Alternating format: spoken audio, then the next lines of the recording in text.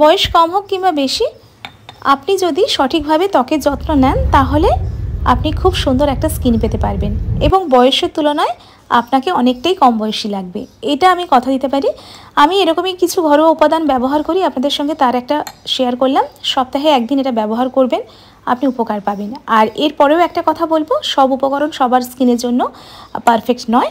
তো যেটা আপনার স্কিনের জন্য নয় সেটা আপনাকে বুঝে নিতে হবে। যদি মনে হয় কোনো উপকরণ দিলে আপনার স্কিনে র্যাশ বের হচ্ছে বা ইচিং হচ্ছে, সেটাকে আপনি ব্যবহার করবেন না আপনার স্কিনে জোর করে। তো এগুলো মাথায় রাখতে হবে।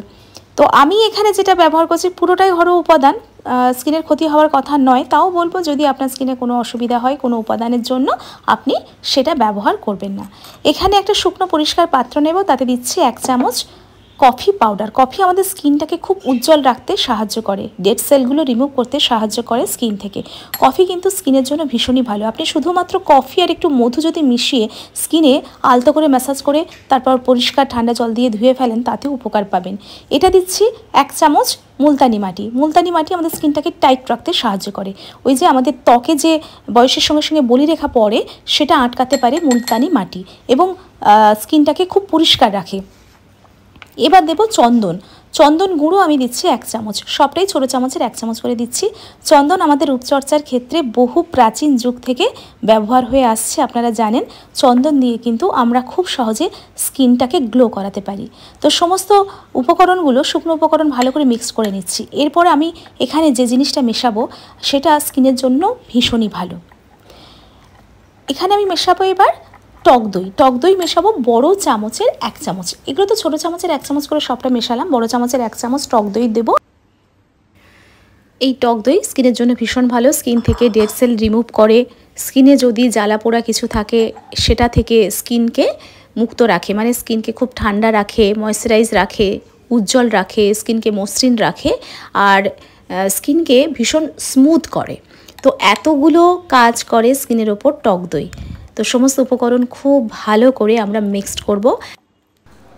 এবার বলবো যে এই যে উপাদান যেটা আমি প্রত্যেকটা উপাদান আর কি যেটা আমি মেশালাম, তার যে পরিমাণটা আপনারা দেখে নেবেন। কারণ এই রকমভাবে মেশালে উপকরণটা যে মাপ একটা আছে সেটা যদি এইভাবে মেশাই, সঠিক মাপে মেশাই, তাহলে যে প্যাকটা তৈরি হবে সেটা আমাদের স্কিনের জন্য একদম পারফেক্ট হবে। কারণ এমন মিশ্রণ তৈরি করতে হবে যেটা খুব পাতলাও হবে না, খুব গাঢ় হবে না, সেটাই কিন্তু স্কিনের জন্য ঠিকঠাক।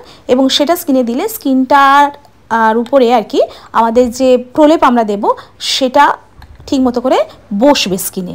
এবং এটা আমরা যখন মুখে মাখবো তখন স্নানের আগেই মাখবো এবং 15 মিনিট আমরা স্কিনে রেখে দেব। তারপর যখন শুকনো হবে তখন আমরা কি করব, হালকা ঠান্ডা জল দিয়ে আবার ওই শুকনো প্যাকটাকে একটু ভিজিয়ে নেব।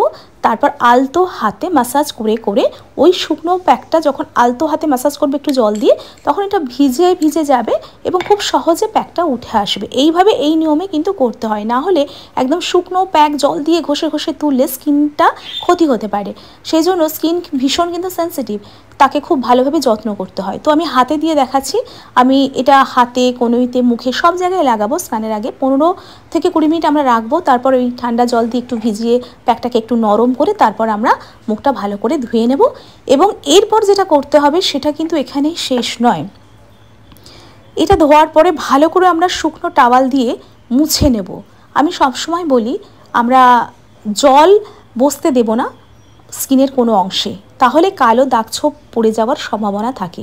শুকনো করে মুছে দেওয়ার পর কি করব, আমরা 1 টুকরো বরফ নেব। বরফ নিয়ে আস্তে আস্তে করে আমরা স্কিনে আলতো করে ঘষতে থাকব। স্কিনের জন্য আইস কিউব খুবই ভালো।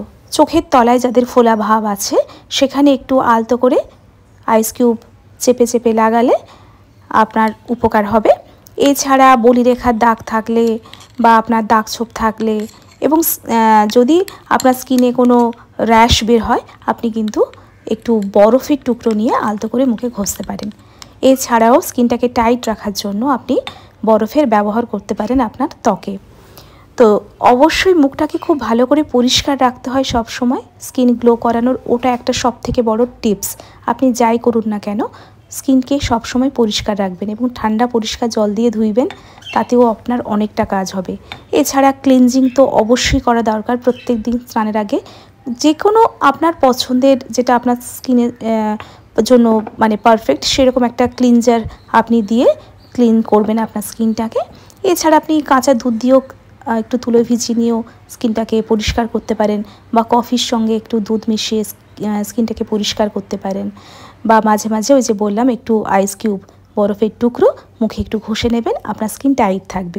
বয়স যতই বাড়ুক না কেন বা যতই কম হোক না কেন, আপনি সঠিক পদ্ধতিতে স্কিনের যত্ন যদি করেন তাহলে কিন্তু আপনার স্কিন উজ্জ্বল থাকবে, আপনার একটা জেল্লা দেবে স্কিনে, এবং আপনার বয়সকেও ধরতে পারবে না।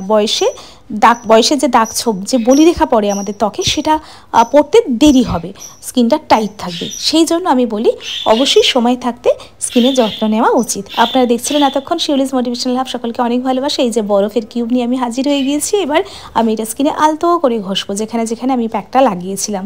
বাস হয়ে যাবে আমাদের রূপচর্চা আজকের দিনের মতো। দেখা হচ্ছে আপনাদের সঙ্গে অন্য কোনো ভিডিওতে, অন্য কোনো এরকম নানা রকমের ভিডিও নিয়ে আমি চলে আসি। আপনারা অবশ্যই দেখতে থাকবেন। আজকের মতো এই পর্যন্ত। কেমন লাগলো জানাতে ভুলবেন না এই ভিডিওটা। নমস্কার।